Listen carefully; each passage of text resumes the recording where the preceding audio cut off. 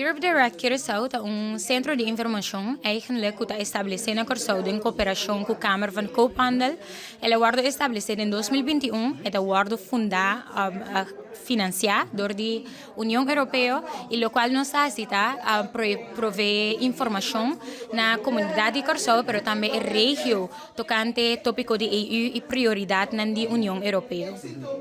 Anto, bastante activiteiten aqui na Hulanda também? Well, nós não temos atividade aqui na Hulanda, pero nós está assim, samenwerking. Well, sim, nós temos atividade na Hulanda. Nós está assim, samenwerking com diferentes organizações para assim, por prover informação e legar pessoas aqui riba também ser conhecido com Europe Direct Curacao e também nós está assim, diferentes atividades na Curaçao.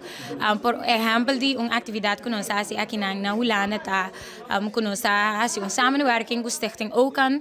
Kami nós vai dar apresentação de Europe Direct Curacao, pero também relação entre EU e LGO's, landen en gebieden overseas, bouw die qual também Curaçao takai, para si persona não consciente de que Europa pornifica, entre outros, para Curaçao.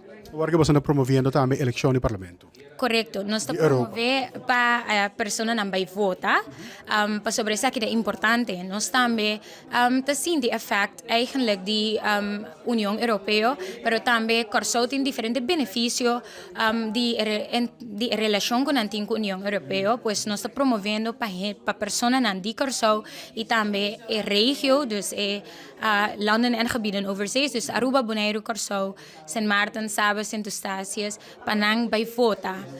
Pues isso aqui é importante.